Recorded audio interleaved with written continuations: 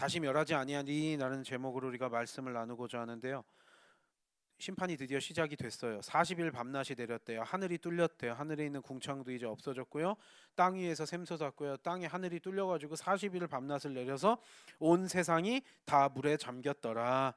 그래서요, 온 세상이 물에 잠김으로 40일을 잠겼고, 이제 이 오늘 본문의 앞장에 보면요, 그러고선도 오늘 여기 본문을 보면 1년 가까이 방주에 떠서 물 위에 있었구나, 물이 빠지는데 1년이 걸렸구나, 오늘 여기에 나오는데요. 하나님께서 150일 동안은 완전히 물이 가득 차 있게 하셨대요.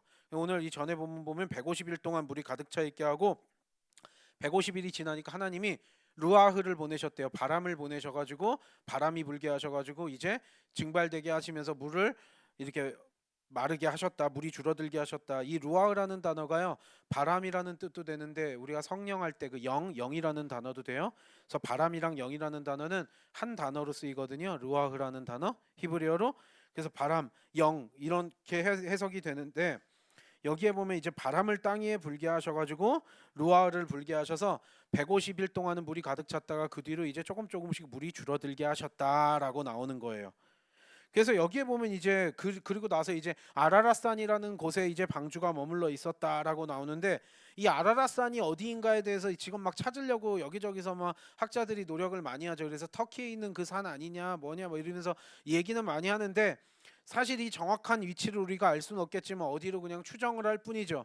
그래서 아라랏산이라는 곳에 머물러 있었다라고 성경에서 나오는데, 이제 그곳이 어디인지는 우리가 정확히 알 수 없겠지만 어떻게 그렇게 걸쳐가지고 방주에 그렇게 1년 가까이 살았다라는 걸 알 수 있어요. 그리고 나서 처음에는 이제 까마귀를 먼저 보내요. 근데 까마귀를 보내다 이제 오늘 보면 여기 비둘기를 보내는 장면이 나오는데, 까마귀를 보내다가 이제 비둘기를 보내는 게, 까마귀는 보통 죽은 시체나 이런 거 썩은 것들 먹잖아요. 그러니까 어느 순간에 이제 그런 먹을거리들 많으면 까마귀는 이제 제대로 돌아오지 않을 가능성이 높다 보니까 이제 비둘기를 보내는 장면이 나오거든요. 그래서 비둘기는 이제 좀 계곡 쪽에 살고 좀 더 낮은 지대 살고 이러니까, 그리고 까마귀랑은 속성 자체가 다르니까 비둘기를 통해서 이제 땅이 얼마나 물이 줄어들었는지 말랐는지 살 장소가 이제 충분히 있는지, 물이 빠져들고 있는 건 어느 정도 노아도 인지를 했지만 이제 1년이 지나서 이제 비둘기를 보내는 장면이 나오는 거예요. 오늘 한번 본문 봐볼까요? 9절부터 12절을 다시 한번 읽어보시겠습니다. 9절부터 12절 시작. 온 지면에 물이 있으므로 비둘기가 발붙일 곳을 찾지 못하고 방주로 돌아와 그에게로 오는지라, 그가 손을 내밀어 방주한 자기에게로 받아들이고 또 7일을 기다려 다시 비둘기를 방주에서 내놓음에 저녁 때에 비둘기가 그에게로 돌아왔는데 그 입에 감람나무 새 잎사귀가 있는지라, 이에 노아가 땅에 물이 줄어든 줄을 알았으며 또 7일을 기다려 비둘기를 내놓음에 다시는 그에게로 돌아오지 아니하였더라. 여기 보면 이제 처음에 비둘기를 내보내니까 이제 까마귀 보냈다가 이제 비둘기를 내보내는 거예요. 그러니까 동화 이야기 같죠.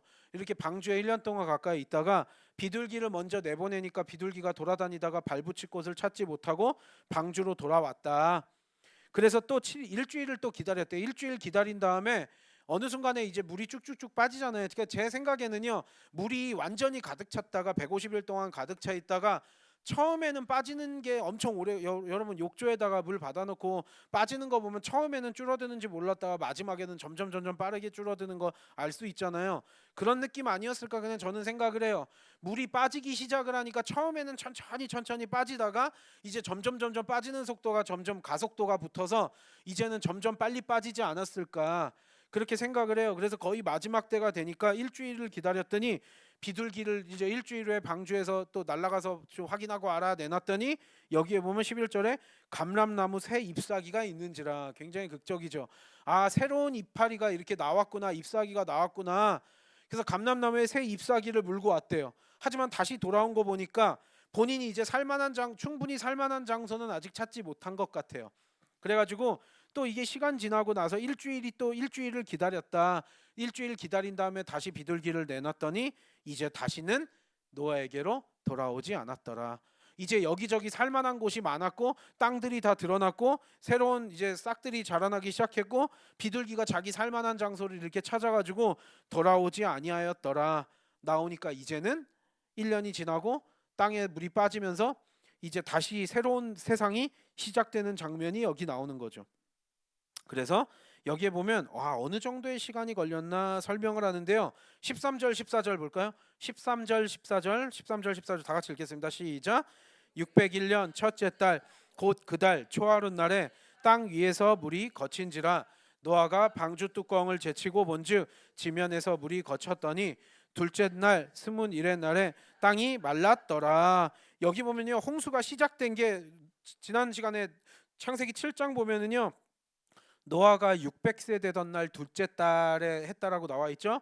오늘 여기 보면 노아가 601세 되던 날 둘째 달 27째 날, 그러니까 1년 약간 넘게 방주에서 머물러 있었더라라고 성경에서는 분명히 이렇게 전하고 있는 거죠. 이것까지 꼬박 방주에서 1년을 버틴 거예요. 그 가족들과 그 짐승들과 함께. 이것마저도 다 하나님의 계획 안에 있었지만 우리 노아는 그건 알 수 없었죠. 노아는 이게 6개월 있을지 1년 있을지 몇 년 있을지 모르지만 물이 빠지게 되면서 이제 딱 1년을 기다렸고 1년이 지나서 하나님께서 이제 노아에게 말씀하시는 장면이 나오는 거예요. 15절부터 19절 한번 읽어볼까요? 15절부터 19절 쭉 읽겠습니다. 시작. 스마여 이르시되 너는 내 아내와 내 아들들과 내 며느리들과 함께 방주에서 나오고 너와 함께한 모든 혈육 있는 생물 곧 새와 가축과 땅에 기는 모든 것을 다 이끌어내라. 이것들이 땅에서 생육하고 땅에서 번성하리라 하시매 노아가 그 아들들과 그의 아내와 그 며느리들과 함께 나왔고 땅 위의 동물 곧 모든 짐승과 모든 기는 것과 모든 새도 그 종류대로 방주에서 나왔더라. 이제야 하나님께서 명령하세요. 노아가 자기가 나가서 살고 싶다고 산 것이 아니라 이것도 하나님께서 이제 명령을 하셔서 가족들 데리고 다 방주에서 나오고 방주에 있었던 생명체들 다 끌고 나와. 물에 있었던 생명체와 상관없겠지만 땅 위에 살던 그 생명체들, 방주에서 살아남았었던 그 생명체들 다 끌고 나와서 이제 다시 한번 아담과 하와에게 하신 것처럼 생육하고 번성하라라고 말씀하세요. 완전히 세상의 질서는 바뀌었어요. 기후도 바뀌었어요. 수명도 이제 점점 앞으로 짧아질 거예요. 그 전에 에덴 동산 만드시고 노아의 홍수 이전의 삶이랑은 분명히 달라요. 그때는 궁창이 있었기 때문에 계절도 없었고요. 오늘 뒤에 나오면 뭐 낮과 밤이나 여름이나 겨울이나 뭐 이런 것들에 대한 구분이 없었다라는 걸 우리는 알 수 있죠. 이 모든 것들이 노아의 홍수 이후에 생긴 거예요. 새로운 질서가 다시 시작된 거예요. 하지만 새로운 또 이제는 아담과 하와의 후손들 중에 노아만 살아남아서 노아와 그 가족들이 새로운 인류의 조상이 되었다라고 전해요. 그러니까 아담과 하와 시절에 우리가 아담과 하와로부터 물론 노아도 그 후손이라고 볼 수 있지만 노아도 그 아담과 하와의 후손이지만 거기에서 다른 생육하고 번성한 다른 자손들은 다 죽었고 노아로 인해서 새로운 인류가 다시 시작되었다. 그래서 그의 아들 셈과 함과 야벳을 통해서 모든 민족들이 나왔다라고 성경은 전하고 있는 거죠. 다시 생육하고 번성을 하고 말씀하세요.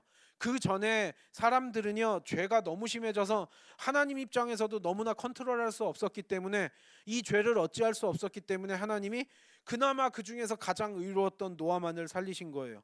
뭐 노아도 완전히 죄가 없었다라고 말을 할 수는 없어요. 노아 또한 죄인이에요. 하지만 하나님 보실 때 의로웠다. 큰 결점이 없었기 때문에 하나님이 노아를 택하셨고 은혜로 노아와 그의 가족들만을 구원하신 거죠. 그리고 노아는 순종함으로 믿음으로 또 의롭다함을 받은 거고요. 여기에 보면요 이제 노아가 다시 한번 생육하고 번성하면서 새로운 인류가 시작되었다. 하나님의 계획은 이런 것이었다라는 걸 우리는 알 수 있는 거죠. 그리고 이제 노아가 하나님의 명령대로 땅으로 다시 나와서 방주에서 나와서 이제 새로운 삶을 시작하는 거예요. 20절부터 22절 끝까지 한번 다 같이 읽어보실까요? 20절부터 22절 다 같이 읽겠습니다. 시작. 노아가 여호와께 제단을 쌓고 모든 정결한 짐승과 모든 정결한 새 중에서 제물을 취하여 번제로 제단에 드렸더니 여호와께서 그 향기를 받으시고 그 중심에 이르시되 내가 다시는 사람으로 말미암아 땅을 저주하지 아니하리니 이는 사람의 마음이 계획하는 바가 어려서부터 악함이라.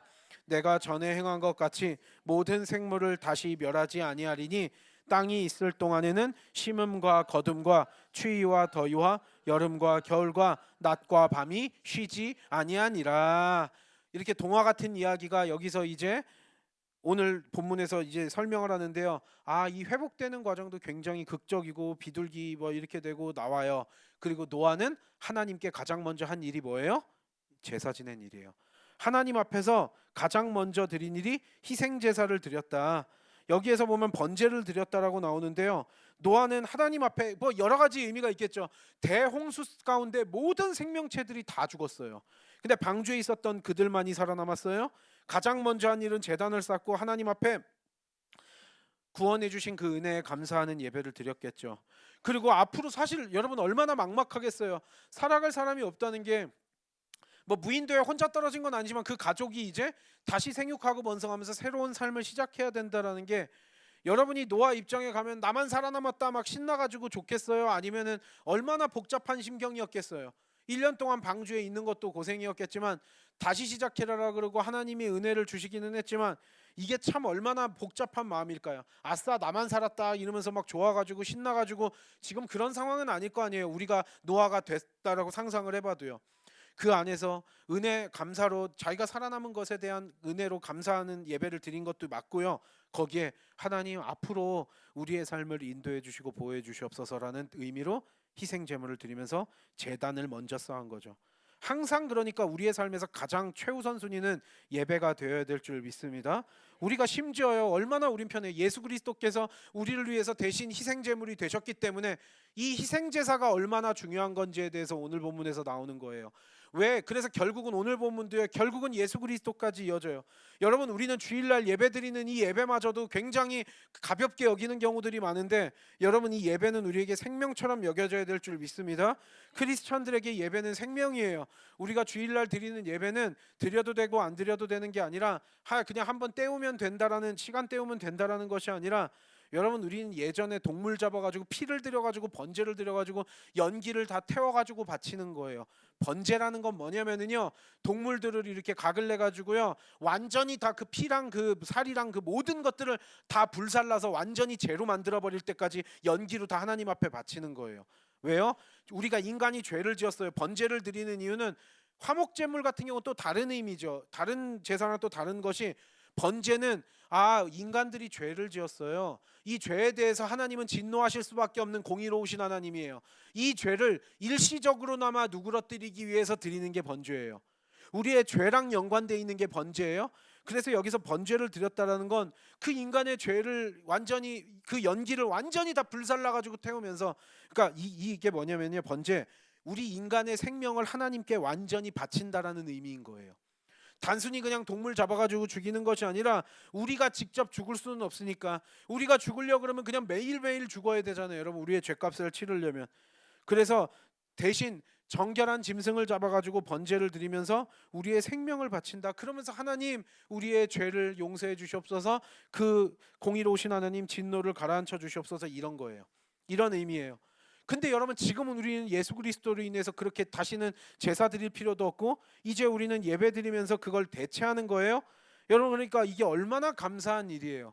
얼마나 우리는 편하게 지금, 그리고 구원받는 것도 얼마나 우리는 편하게 구원받아요. 예수 그리스도의 은혜로 인해서요. 여러분 우리는 그 감사함을 알아야 될 줄 믿습니다. 근데 뭐 하나님이 나를 귀찮게 해, 뭐를 해, 예배는 왜 드려야 돼, 뭐 해야 돼, 그런 그러니까 믿음이 없는 사람들이 하는 얘기죠. 근데 믿음이 나는 있는데 예배 드리는 건 좀 귀찮아요. 나는 그냥 예배는 안 드려도 돼요 라고 하나님께서 하시지 않았고요. 여러분 그건 하나님의 은혜를 너무나 가볍게 여기는 거라는 거죠. 난 하나님 사랑하는데요, 뭐 교회 나오긴 싫고요, 예배 드리긴 싫고요, 나 혼자 그냥 믿으면 천국 갈게요, 뭐 이러면서 요즘에 가난한 성도들이 많은 이유. 근데 가난한 성도들이 많은 건 저는 좀 안타까움도 있어요. 안나가 성도라 그래가지고 가난한 성도라 그러는 성도들이 지금 뭐 200만 300만이다 뭐 추정은 하잖아요. 왜냐하면 또 코로나 이후로 또 많이 늘어나기도 했고. 안타까운 이유가, 저도 가난한 성도들 주변에 몇 명 우리 교회도 와가지고 얘기도 하고 뭐도 하고 많이 얘기하고 막 저도 잔소리도 하고 뭐하고 하는데, 이게 보면 막 이런 거예요. 막 상처받았다, 교회에서 상처받았다, 목사랑 상처받았다, 성도들한테 상처받았다, 교회 가는 거 몇십 년 다녀보니까 무슨 의미가 있는지 모르겠다, 뭐 얘기하면서 은혜가 안 되고 뭐하고 뭐 얘기 뭐 여러 가지가 있어요. 뭐 여러 가지 이유가 있겠죠. 그리고 교회 나가면 뭐 좋은 것도 아니고 뭐 한다 뭐 한다 뭐 여러 가지 이유는 있겠지만요. 여러분 우리가 뭐 사람을 보고 우리가 교회 다니는 게 아니고 사람을 보고 예배드리러 오는 거 아니잖아요, 여러분. 여러분이 지금 사람들하고의 어떤 것을 위해서 예배, 그냥 밖에서 그냥 만나세요, 여러분. 사람들하고의 어떤 관계를 위해서 교회를 이용해서는 안 되는 거예요. 우리의 신앙생활이 어느 순간에 좀 이상하게 왜곡이 돼가지고, 또 한국 교회도 그 어떤 한국 사회의 그런 특징들이 있고 사람들끼리 이러다 보니까 또 서로 이러다 보니까 상처를 주고받을 수도 있죠. 여러분 그리고요. 세상에는요. 사람들 상처 안 받으려면요. 그냥 무인도에 혼자 사시면 돼요. 여러분 사람이랑 뭐 모든 사람들은 다 연약하고 부족해서 다 시간 지나면은 결점 보이고 단점 보이고 저도 그렇고 여러분들도 그렇고 완벽한 사람 어디 있고 아 저 사람은 저거는 좋은데 저거는 마음에 안 드네 이런 것들 다 나와요 안 나와요 여러분 내 맘에 꼭 드는 사람이 어디 있어요 막 그런 얘기 하더라고요 결혼한 사람들 맨날 얘기하는 거 보면은 아 부부끼리 내 결혼했는데 막 속아서 결혼한 것 같아요 얘기 들어보면 아 진짜로 속아서 결혼한 경우들도 있어요 그리고 진짜로 막 사기쳐가지고 결혼한 경우들도 있더라고요 충격적으로 저도 그런 사람들 얘기를 듣고 막 내 귀를 의심하고 이런 적이 한두 번이 아닌데 야 어떻게 저렇게 배우자를 속이면서 결혼 물론 그런 경우들도 있는데요 또 다른 경우들은 어떤 경우 있냐면요 그냥 자기 배우자의 가족들의 그 결점도 보기 싫으니까 그냥 흉보고 뭐하고 아 그렇게 따지면은 뭐 본인은 안 그래요? 뭐 내가 아깝니 네가 아깝니 뭐 이런 얘기 하면서 살아가는 게 여러분 굉장히 의미가 없어요 왜냐면 안 그런 경우들도 물론 예외들도 있겠지만 대부분 우리가 투덜대는 경우들은 상대의 결점을 보면서 그렇게 투덜대면서 원망하면서 서로 상처 주고받고 하잖아요. 근데 그런 것들을 여러분 예수님께서 뭐라고 말씀하셨어요? 내 결점도 있다라는 거예요. 내 결점도 있기 때문에 그래요. 뭐 그 사람 그래 그 사람의 결점이 조금 더 클 수도 있고 작을 수도 있고 어쩔 수 뭐 그거 우리가 다 알 수 있는 부분은 아니겠죠. 사람마다 다르겠죠. 하지만 그렇게 따지면 우리가 상처를 주고받지 않을 수가 없다고요. 뭐 하다못해 가장 사랑하는 가족들끼리도 가장 많이 상처를 주고받는 게 우리 연약한 인간들이에요. 그러니까 여러분 그런 거 없으려면은요 아무것도 안 하고 숨만 쉬고 그냥 혼자서 그냥 살 무인도에 있다가 그냥 그대로 죽으면은 그런 건 없을 거예요. 근데 우리 인간들이 다 죄인인데 어떡하겠냐고요 그걸. 여러분 그러니까 우리는 그 죄인임에도 불구하고 은혜를 입은 우리들답게 그리스도인들은 그래서 그리스도인들답게 영적으로 성숙해지면서 살아가야 된다 그러는 거죠. 여러분 그래서요 여러분 이게 너무나 중요한 거예요. 우리가 예배자로서의 살아가는 삶이 얼마나 중요한지 왜 예수 그리스도가 필요했는지 희생 제사가 얼마나 중요했는지 나오는 거죠. 21절에 여기 보면요. 그런데 하나님께서 그 향기를 받으셨대요. 완전히 불살라서 태우는 그 연기를 하나님께서 흠양하셨다. 받으셨다라고 나와요. 하나님께서 그 향기를 받으셨다. 여러분 그러니까요. 기꺼이 하나님께서 노아의 예배를 받으신 거예요. 노아의 제사를 받으신 거예요. 그러니까 죄 때문에 지금 심판하신 거잖아요. 하지만 그 죄를 이제 일단락 하시는 거예요. 그리고 이제 다시 새롭게 시작하시는 거예요. 하나님이라고 심판하시고 싶어서 한 게 아니라 너무나 끔찍해서 다시는 멸하지 아니하리니 오늘 여기서도 말씀하시잖아요. 하나님이 이런 식으로는 다시는 하기 싫으셨던 거예요. 여러분 그래서요 우리가 드리는 이 희생제사를 노아가 드리는 희생제사를 기꺼이 하나님께서 받아주셨지만 그 희생제사마저도 하나님 앞에 온전해요 온전하지 못해요? 여러분이 죽었는데 양 한 마리 잡아가지고 바친다고 여러분의 죄가 다 용서가 돼요?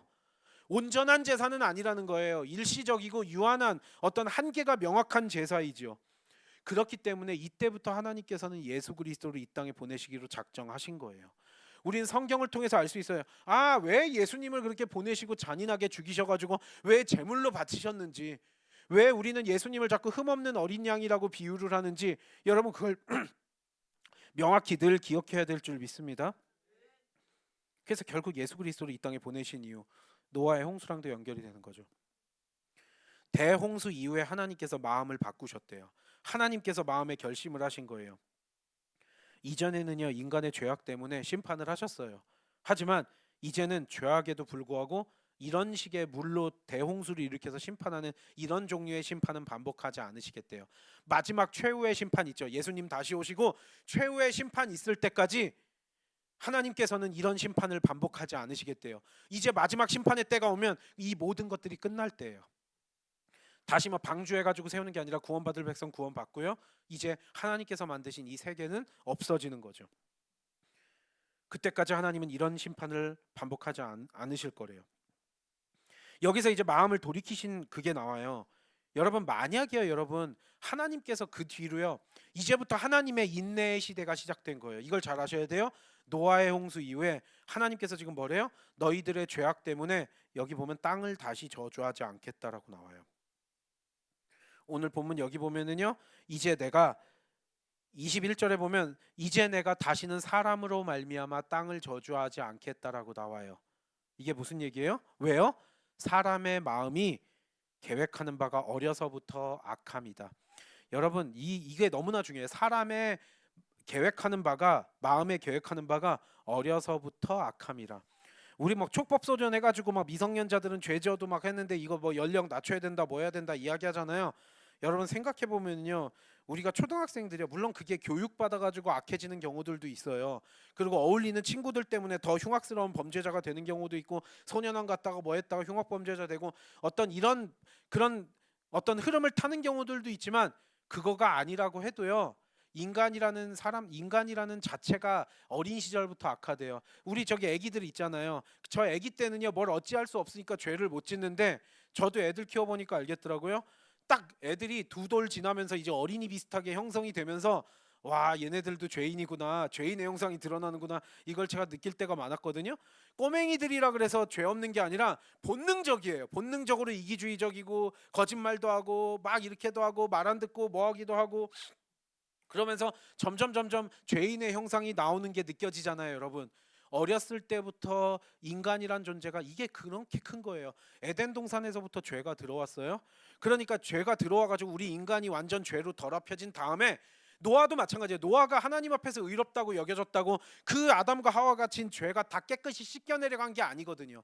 새롭게 그나마 이거라도 하려고 하나님께서 그 하나의 방책을 마련하신 거지, 하나님께서도 이게 완전한 해결책이 아니라는 걸 알아요. 이 노아와 그의 자손들이 죄를 안 지을 거라고 기대하시지 않는다라는 거예요. 이게 무슨 얘기인지 아시겠어요? 이때부터 하나님께서는 어떻게 보면은 너희들이 죄를 안 짓고 살 수는 없구나라는 사실을 하나님께서 온전히 받아들이시고, 너희들이 죄 지을 것까지 다 아신다라는 거예요. 이해되세요? 너희들 마음이 어린 시절부터 그 악함이 나온대요. 정도의 차이는 있겠지만 우리가 다 죄악성을 우리 안에 띠고 있다라는 거예요. 이기적이고요, 그리고 어리석고요. 그래서 어린 시절부터 우리가 악한 것들이 나오기 때문에, 여러분 막 초등학생들은 나쁜 짓 안 할 것 같고 이러지만, 초등학생들도 그냥 내버려둬 보세요. 학폭하고 막 애들 괴롭히고 막 왕따 시키고 뭐하고 이러는 거 보면 악하기 그지 없어요, 여러분. 편가르고 나누고 뭐하고, 저는 가끔요 그 제 귀를 의심할 때가 있는데, 그리고 뭐 요즘 애들은 더 심하다 뭐다 뭐 이런 것도 있겠지만, 예전이나 지금이나 똑같아요. 그냥 우리 어린 시절부터 그냥 악한 애들은 악하고, 그냥 어떻게 남들 짓밟고 남들 막 약한 자들 괴롭히고 무시하고 서로 패거리 나누고, 이게 막 어린 시절부터 굉장히 본능이잖아요. 그 심지어 막 어린이집 유치원 다닐 때도 그런 것들이 보여지는데 어떡하겠냐고요, 여러분, 이 죄인인 우리들을요. 그러니까 하나님이요, 야, 너희들이 죄 안 지을 거를 예상하는 게 아니라 내가 이제부터는 인내하시겠다라는 거예요. 그리고 예수 그리스도까지 이어지는데, 그러니까 죄를 지면은요, 이제 너희들 죄 질 때마다 심판을 하려고, 여러분 생각해 보자고요. 우리가 죄를 질 때마다 하나님이 직결 심판을 하신다고 생각하면 매일매일마다 대홍수가 일어나야 돼요. 이해가 되세요, 이 말씀이? 하나님이요, 땅을 이제 에덴 동산에서부터 땅을 저주하고, 아담과 하와가 죄질 때마다 땅을 저주하려니 우리가 죄 지을 때마다 땅까지 같이 저주를 했어요. 그러면 여러분 답이 없는 거예요. 그냥 매일매일마다 저주만 해야 되는 거예요. 하나님께서 이제 그래서 저주하지 않으신다라고 여기서 말씀하시는 거예요. 그리고 다시는 이런 식으로 너희들을 멸하지 아니하시겠다라고 분명히 약속을 하시는 거죠. 여러분, 이런 거가 너무나 중요한 거예요. 아, 하나님께서 이제 새로운 질서로 시작되는구나. 그리고 22절, 이제 심음과 거둠과 추위와 더위가 생길 거래요. 여름 겨울이 생길 거고요. 낮과 밤이 이제 쉬지 않고 계속적으로 돌아간대요. 그러니까 여러분, 노아의 홍수 이전에는요, 우리 세상이 지금처럼의 이 질서가 아니었다라는 거예요. 그때는 하늘에 궁창이 있었기 때문에 추위와 더위와 여름과 겨울과 이런 것들이 나누어지지 않았다라는 걸 알 수 있고요. 그때부터 계절이라는 게 나눠졌고요. 이제 완전히 그 계절이 뭐 쉼없이 그냥 계속 돌아가게 하나님이 나름대로의 질서를 만드신 거예요. 인간의 수명도 줄어들지만, 노아의 홍수 이후에 기후가 극적으로 변화돼 가지고 지금 하나님께서 만드신 새로운 질서 가운데 들어가 있는 거예요. 불완전하기도 하지만 하나님께서 때가 되면 씨를 뿌리면은 이제 거두게 하시고, 봄에 뿌리면은 가을에 거두게 하시고, 이러는 모든 법칙들과, 추운 날이 있으면 더운 날이 있고, 그리고 이제는 낮과 밤이 있고, 이게 계속적으로 이제 일주일 뭐 365일 그냥 1년 계속 돌아가는 거예요. 이게 쉬지 않고 계속 돌아가고, 그 가운데 우리 인생들은 점점 또 수명은 짧아진 채로 이렇게 살아가게 되었다라는 것을 분명히 전하고 있는 거죠. 하나님의 새로운 질서로 새롭게 이 모든 것들이 시작이 되었다. 여러분, 그래서요, 우리가 예수 그리스도의 은혜가 얼마나 놀라운지 우리가 다시 한번 깨달을 수 있고요. 여기에서 보면 이제 우리가 저기서 중요하게 생각해야 될 것들, 하나님께서요, 여러분 무신론자들이 무슨 얘기들을 해요? 하나님이 없는 이유를 대라 뭐 이러면은 하나님이 기독교에 너희들이 말하는 기독교에 하나님이 없는 이유를 대겠다 무신론자들이 이야기를 해요. 하나님이 없는 이유, 창조주라는 분은 없다라고 주장을 애써 하려는 이유 중에 그들이 맨날 내놓는 주요한 탑3의 어떤 근거가 뭐예요? 야, 너희들 기독교에 하나님이 진짜로 살아계시고 존재하신다면 세상의 악인들을 왜 하나님은 내버려 두느냐? 이게 그들이 말하는 어떤 그들의 말하는 그 뭐 증거라고 내놓는 것들이에요. 왜 악인들을 내버려 두냐요? 악한 사람들이 저렇게 많이 돌아다니고 있는데 왜 하나님이 저 사람들을 직결 심판하지 않느냐? 그리고 선한 사람들도 왜 저렇게 고난을 받고 뭐 이렇게 하느냐? 그 너희 기독교에 말하는 하나님이 없다라 그러면 이게 신정론의 이슈하고도 연결이 되는데 왜 선한 사람들도 똑같이 고생하고 고난받냐? 너희들이 말하는 기독교의 하나님이 살아계시다라 그러면 악한 사람들은 다 직결처 너희들이 말하는 하나님 선하시다며 거룩하시고 선하시다며 그럼 악한 사람들을 저대로 내버려 두는 거 말이 돼? 라고 얘기를 하고요. 또 선한 사람들이 고통받고 뭐 이런 건 어떻게 이해가 되냐? 야, 그럼 너희들 예수 믿고 선한 사람들은 다 그렇게 하나님이 도와주신다라고 믿으면 하나님이 도와주셔야지. 병도 안 걸려야지, 암도 안 걸려야지, 다 뭐 오래 살고 뭐 해야 되지. 그걸 그들이 내놓으면서 그러니까 하나님 없는 거야 뭐 이렇게 이야기를 하는 거예요. 진짜 그럴까요, 여러분? 근데 그럼에도 불구하고요, 죄는 죄값을 치르게 되고요. 세계의 역사를 쭉 우리가 보면은요, 결국 그 악인들도 하나님께서 다 처리를 하셨기 때문에 지금 우리까지 여기 이 인류의 역사가 유지된 것도 있어요.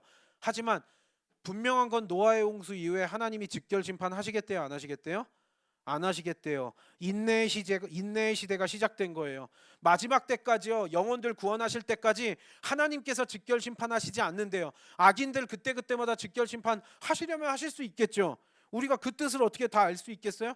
하지만 하나님께서 그렇게 따지면 우리 중에 살아남을 자가 누가 있겠냐라는 거예요. 이해되세요, 여러분? 여러분, 이런 점에서 그리스도인들은요, 철없는 얘기를 좀 그만해야 되는 게 굉장히 이거 제가 금요일 날 설교 때도 이 얘기를 했지만 여러분, 우리가 신앙생활을 하면서 남들을 함부로 판단 정죄할 때가 많이 있고요. 뭐 이런 거 있어요. 어떤 사람들은 감히 저는 교회 오래 다니고 신앙생활 오래 했다는 사람들 중에도 제가 죄 기를 의심한 적들이 여러 번 있거든요. 알만하시고 믿음도 좋은 분 같고 인격도 좋은 분 같은데 어떤 사람이 좀 안 풀리는 거 보고서는 아이고 저 사람이 저렇게 뭐 그때 저렇게 해가지고 저렇게 죄값 받는다 뭐 이런 얘기도 하고요. 아, 제대로 신앙생활 안 하느니 뭐 복 받았고 나는 신앙생활에서 복을 받았느니 어쩌느니 막 이런 얘기를 하시는 분들도 있고요. 여러분, 그렇게 따지면은요, 그래요, 술 담배를 하면 암에 걸릴 확률은 높아지겠죠. 근데 여러분, 술 담배 안 해도 암에 걸리고 일찍 죽는 사람도 있고 사고로 죽을 수도 있고 그래요. 그럼 하나님에 대한 믿음이 없어가지고 그 사람은 그렇게 암에 걸려가지고 일찍 죽었다라고 이야기할 수 있는 거예요? 근데 그런 얘기들을요, 겁없이 굉장히 교만하게 건방지게 하시는 분들이 있다라는 거예요. 여러분, 욥기에서요, 욥이 잘못해서 고난을 받아요? 그거 아닌데 욥의 새 친구들은 회개해 이 건방진 놈아 욥아, 그게 계속 내용이 반복돼요. 하나님께서 욥의 친구들을 혼내시는 게 그거예요. 왜 너희들 맘대로 그렇게 판단하느냐? 너희들이 얼마나 선하면 선하고 얼마나 악하면 악하느냐? 여러분, 그리스도인들이 우리가 예수 믿고 구원받은 거 하나님의 은혜로 구원받았다라 그러면서 조금 남들보다 죄 안 짓고 산다고 다른 사람들 막 함부로 비난하고 판단하면서 정죄하면서 살아간다면 내가 뭐 얼마나 하나님 앞에서 나는 선하고 사람들 앞에서 선하다고 그런 얘기를 하냐라는 거죠. 누가 좀 잘못된 일이 있으면 가서 같이 애통하면서 도와줄 생각은 안 하고 손가락질하면서 아이고 저럴 줄 알았다 이러면 만약 그런 사람들이 있다면 여러분, 우리 다 회개해야 될 줄 믿습니다. 그건 여러분 있을 수 없는 일이라는 거예요. 그건 예수 그리스도로 인해서 구원받은 우리의 백성들이 할 수 없는 일이라는 거예요. 욥의 새 친구들이 그러는 것처럼 여러분, 그럴 수 없다라는 사실 우리는 기억해야 될 줄 믿습니다. 은혜로 구원받은 거예요. 여러분, 그리고요, 이제 모든 것들, 그러니까 비가 오고 뭐 가물고 뭐 하면 그 모든 것들이요, 여러분, 상관없이 하나님의 새로운 질서 가운데 돌아가는 거고요. 누구는 비를 맞을 때도 있고 누구는 어디는 가물 때도 있고 그런 것들은 우리가 다 알 수 없는 부분이에요.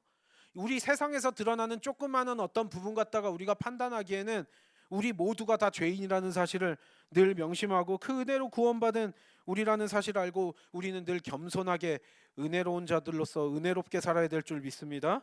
마찬가지예요. 이제 땅의 모든 여러분, 그래서 우리가 미신 주술 막 좋아하는 사람들 있죠. 그리고 여러분, 그러니까 그게 의미가 없는 거예요. 우리도 옛날에 보면 뭐 비가 안 온다라 그러면 어디 가문다. 요즘에도 뭐 강릉이 가물었다. 다른 데는 비 많이 내리는데 또 거기만 안 온다 막 뉴스에 나오더라고요. 계속.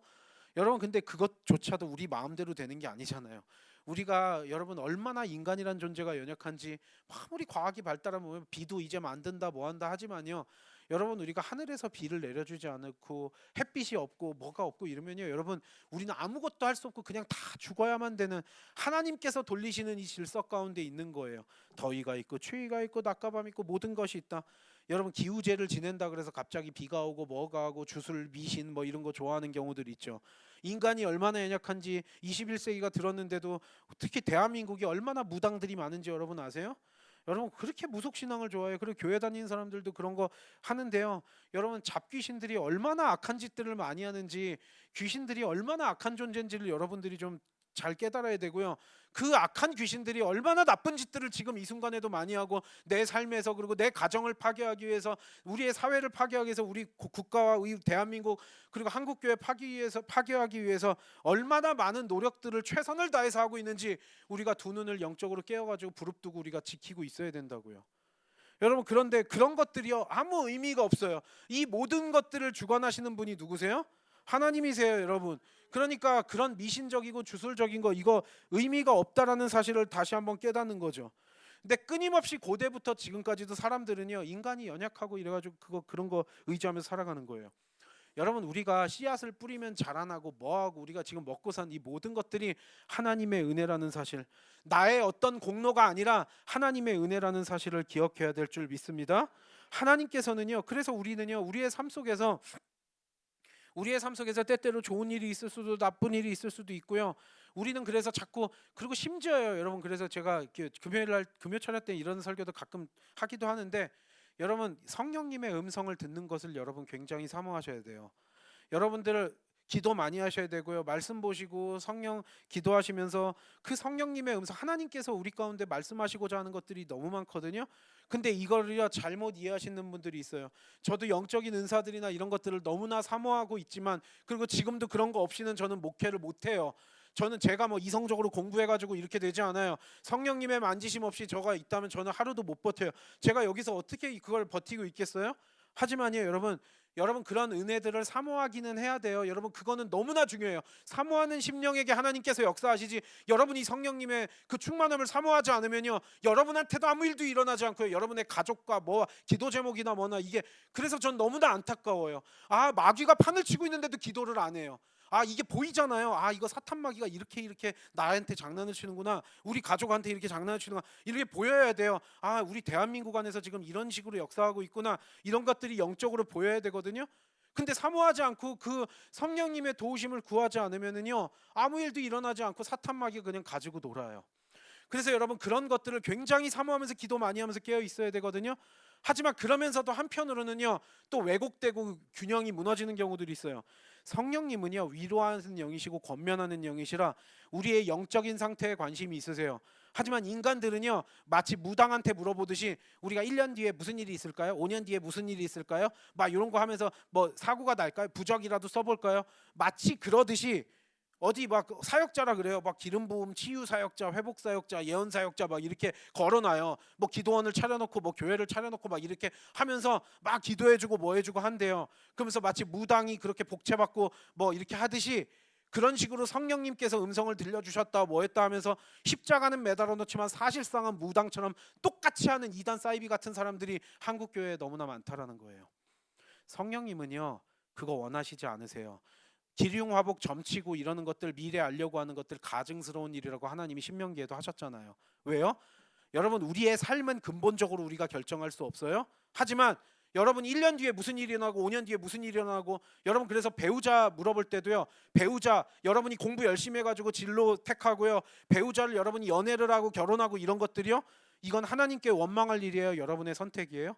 이 사업을 할 수도 있고 저 사업을 할 수도 있고 이 직장 다닐 수도 있고 이 일할 수도 있고 이런 부분들이요. 아 어떻게 자녀를 신앙으로 양육하고 이런 부분들이요 하나님께서 우리에게 맡기신 부분이거든요. 여러분 근데 우리는 착각해요. 좌로 가면 성공할 것 같고 우로 가면 실패할 것 같고 막 이러니까 하나님 좌로 갈까요 우로 갈까요? 그렇게 무당한테 묻듯이 안 물어도 된대요. 여러분 좌로 가든 우로 가든 동으로 가든 남으로 가든 서로 가든 북으로 가든 상관없이 하나님의 신실한 자녀들은요 하나님의 은혜가 머물러요. 여러분이 아무리 발버둥 치고 좌로 가면 성공하고 우로 가면 실패했어요, 막 이런 생각들을 자꾸 하죠. 여러분 중요한 거는요, 하나님께 붙어 있는 게 중요한 거예요. 예수 그리스도 안에 살면 여러분의 은혜가 임하는 거지, 들어가도 복을 받고 나가도 복을 받는 건 하나님의 자녀들이 누리는 축복인 거지. 그러니까 이게 얼마나 안타까워요. 여러분 뭐 공부 잘해서 내가 서울대 가가지고 성공하고 그거 못해가지고 내 인생 이 모양 됐다. 여러분 우리가 그렇게 이야기할 수 있는 게 아니에요. 그래요, 공부 열심히 해서 서울대 붙어도요, 하나님의 자녀들은 그대로 하나님께서 사용하실 거고요. 그거 못해가지고 조금 더 밑에 있는 대학을 갔다라 그래도요, 하나님의 은혜가 머물면은요, 여러분 아무런 문제 없이 하나님께 귀하게 사용되면서 살아가는 거예요. 그 인생을 뭘 어떻게 하겠어요? 근데 우리들은 착각하는 거죠. 그런 거 묻는 거 하지 말라는 거예요. 신실하게 너희의 삶을 하나님 앞에서 말씀대로 순종하면서 잘 살아가면 좌를 선택하든 우를 선택하든 상관없어요. 아브라함도 그랬잖아요. 너가 좌하면 나 우하겠다, 조카 롯이랑 그랬듯이 아브라함은 아무 상관없어요. 어디를 가나 주님과 함께 있으면 은혜인 거예요. 이게 기독교인들이 가지는, 우리 그리스도인들이, 근데 이거 신앙생활을 오래 했는데도 이거 착각하시는 분들이 너무 많은 거예요. 여러분 하나님께서 정하신 질서 내에서 우리는 생각하고 번성하면서 그냥 주님 안에서 즐겁게 살다가 주님이 와라 그러면 그냥 가면 돼요. 여러분 우리의 인생이 그렇게 복잡하지 않다고요. 그냥 욕심 가운데 이상하게 기독교를 무속신앙으로 만드는, 여러분 그러니까 성령님께서는요, 우리가 예수 그리스도의 보혈의 능력으로 깊이 들어가서 성소 가운데 지성소로 들어가서 우리가 응답을 받기 시작을 하잖아요. 내가 관심 있는 것들은 하나님이 관심이 없어요, 여러분. 이걸 저는 너무나 많이 깨달았거든요. 지난 목회자 되고도 그렇지만 그 전부터 하나님이 저를 만지시는 과정 속에서 나는 이게 제목을 갖고 들어가는데 하나님은 거기에 관심이 없고 딴 응답만 주세요. 근데 그게 나한테 필요한 거예요. 나는 하나님 이거 막 붙들고 막 하는 것들이요, 그냥 내 욕심이고 하나님 입장에서 아무것도 중요하지 않아요. 우리의 관심사인 거예요. 성령님은 그게 관심이 없어요. 이거는요, 여러분, 그러니까 깊이 있게 온전하게 하나님 말씀으로 깨끗하게 주님의 음성을 들으면은요, 내가 생각하는 이것들이 참 육신의 어떤 정욕적인 부분이 많았고 하나님께서 나한테 관심 있는 분은 이거였구나. 하나님은 여러분의 영적인 상태, 하나님과 여러분의 관계에 관심이 있으시지, 여러분이 나 이거 하면 될까요? 저거 하면 될까요? 이거 하면 성공할까요? 저거 하면 뭐 할까요? 여러분 이런 거는요, 하나님의 관심사가 아니에요. 하나님은 여러분 자신에게 관심이 있는 줄 믿습니다. 여러분이 쥐고 있는 거 뭐 있어도 그만 없어도 그만, 하나님께서 전지전능하시고 모든 걸 다 가지고 계신데 뭐가 아쉽다고 여러분 우리가 그러겠어요. 주의 자녀들이면 주의 자녀들답게 사는 거고요. 여러분 그러니까 동서남북 어디 막 하는 거 없이요, 하나님의 은혜가 머무는 거예요. 이 배우자랑 만날까요? 헤어질까요? 뭐 연애를 할 때 뭐 이런 거 저도 상담 많이 했거든요. 저는 그렇게 이야기를 해요. 정말로 치명적이고 이상한 것들은 제가 헤어지라 그래요.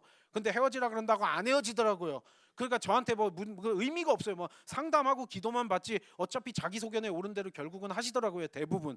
근데 여러분 중요한 건 그거예요.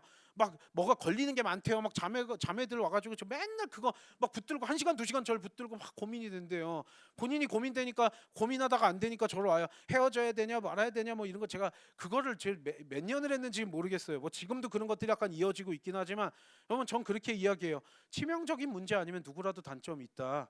그 사람 만나면 만나는 대로 하나님의 은혜가 있을 거고, 헤어지면 헤어지는 대로 또 하나님의 은혜가 있을 거지. 이 사람 만나면 하나님이 멸망하게 하고 저 사람 안 만나면 뭐 성공하게 하고 막 멸망하게 하고 그러시는 하나님이 아니라는 거예요. 아시겠어요, 여러분?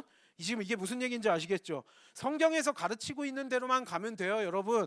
하나님의 뜻이 그거라는 거예요. 주의 자녀들은 주의 자녀들답게 이제 어디를 가도 상관없고요, 하나님의 그 은혜 가운데 우리는 살아간다라는 거죠. 하나님의 본능은 벌하시는 것이 아니래요. 노아 홍수의 심판을 통해서 하나님이 너무나 더 마음이 힘드셨어요. 그래서요, 여러분, 이 로마서 3장 25절 볼까요? 로마서 3장 25절 다 같이 읽겠습니다. 시작.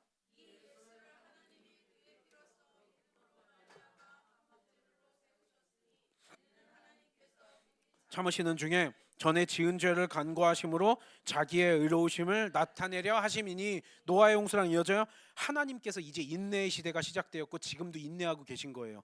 하나님이 길이 참으시는 중에 지은 죄를 간구하심으로 자기의 의로우심을 나타내려고, 여러분 그래서 예수 그리스도를 화목제물로 보내실 수밖에 없었다는 사실 우리가 기억해야 될 줄 믿습니다. 그리고 이제 우린 다가올 최후 심판을 기다리고 있어요. 다시 오실 예수님을 기다리면서 살아가요. 이제 여러분 하나님께서 심판하시는 게 목적이 아니라, 하나님께서 벌하시려고 우리를 하시는 것이 아니라, 우리가 죄를 회개하지 않고 돌이키지 않고 끝까지 대적할 때만 하나님께서 심판을 하시는 거지, 하나님께서는요 우리를 막 심판하시려는 게 본심이 아니래요. 예레미야 애가 3장 33절부터 36절 읽어볼까요? 시작. 인생으로 고생하게 하시며 근심하게 하심은 본심이 아니시로다. 세상에 있는 모든 갇힌 자들을 발로 밟는 것과 지존자의 얼굴 앞에서 사람의 재판을 굽게 하는 것과 사람의 송사를 억울하게 하는 것은 다 주께서 기쁘게 보시는 것이 아니로다. 우리가 고생하고 우리가 고난받고 우리가 근심 걱정하면서 살아가는 거, 그거 하나님의 본심이 아니라 우리의 죄악성 때문이에요. 그냥 연약한 자들 발로 짓밟고 무죄한 자들 막 억울하게 재판받게 하고, 뭐 그건 옛날이나 지금이나 계속 이어져 오고 있는 거죠. 하나님께서 우리를 벌하시고자 하는 것이 아니라 우리의 죄 때문에 그런 거지, 하나님은 우리가 고생하는 걸 원하시는 분이 아니신 가장 선하신 우리 아버지 하나님이세요.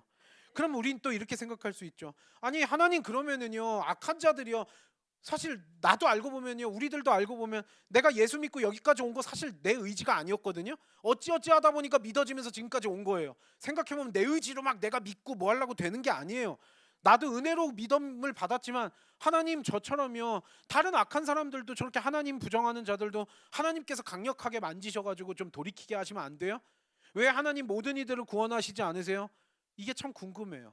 근데 이 부분은요 우리가 알 수 없는 부분이에요. 끝까지 주님 앞에 서는 그날도 몰라. 이건 하나님의 구원의 신비이고 주권적인 하나님의 섭리이기 때문에 왜 모든 사람이 하나님 앞에 돌아오고 회개하지 않는가에 대해서, 이거는 우리가 알 수 없는, 분명히 우리가 알 수 없는 부분이에요.